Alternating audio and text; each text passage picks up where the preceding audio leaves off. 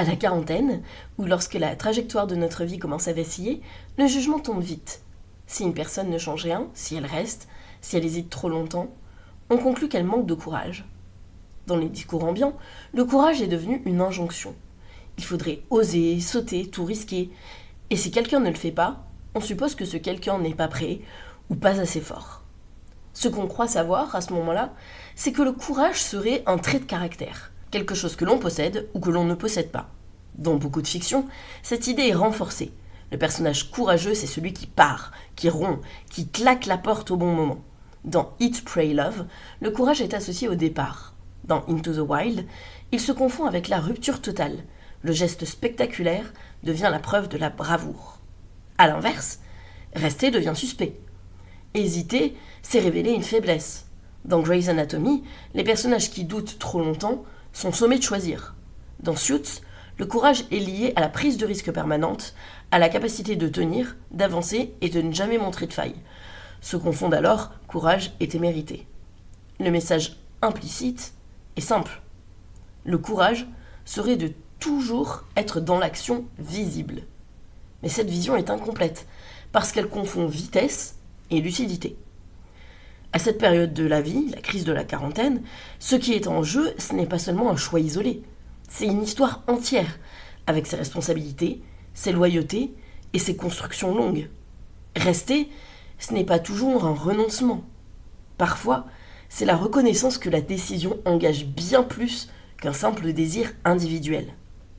Dans Mad Men, Don Draper semble audacieux lorsqu'il change de cap ou recommence ailleurs. Pourtant, ce qui lui manque le plus souvent, ce n'est pas l'audace de partir, mais la capacité à regarder honnêtement ce qu'il fait souffrir. Dans The Good Wife, l'hésitation d'Alicia n'est pas une faiblesse. C'est la conscience du poids réel de ses décisions sur son propre avenir et celui de son entourage. À ce stade crucial de la vie, ce moment où on remet tout en question, le courage change de forme. Il ne s'agit plus seulement de tout quitter. Il s'agit parfois de rester assez longtemps pour comprendre ce qui se joue vraiment. Dans This Is Us, les personnages ne sont pas lâches parce qu'ils doutent. Ils doutent parce qu'ils prennent au sérieux les conséquences de leur choix. Leur hésitation n'est pas une absence de courage, c'est une manière de ne pas simplifier ce qui est complexe. Le courage devient alors moins spectaculaire et plus discret. C'est la capacité de reconnaître qu'une situation ne fonctionne plus, sans encore savoir comment la transformer. C'est le refus de se raconter une histoire confortable, mais aussi la vigilance qui empêche d'appeler prudence ce qui serait de la peur, ou courage ce qui serait en réalité une fuite. Dans BoJack Horseman, cette confusion est permanente. Le personnage croit manquer de courage parce qu'il n'arrive pas à changer durablement, et en réalité, ce qui lui manque, ce n'est pas l'audace d'un geste, il en fait même beaucoup trop, mais un cadre pour comprendre son propre récit.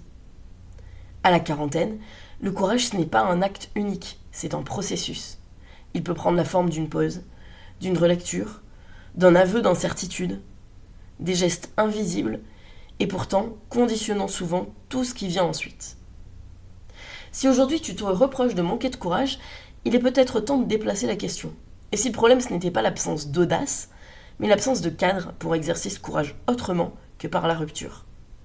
C'est pour accompagner ce moment précis que nous avons écrit, avec Pierre-Alain de Garrigue, la formation Embarquée dans le train de votre vie. Pas pour t'apprendre à être plus audacieux, ni pour te pousser vers des décisions radicales, mais pour proposer un espace structuré, un cadre pour comprendre ce qui se joue réellement. Relire ton histoire sans te juger et identifier ce qui demande du courage et sous quelle forme. Avancer, non pas plus vite, mais plus justement. Le lien est en description. Et comme d'habitude, ce n'est pas une injonction à oser. Parce que dans beaucoup d'histoires, le moment décisif, ce n'est pas celui où le personnage part. C'est celui où il accepte enfin de ne plus se mentir.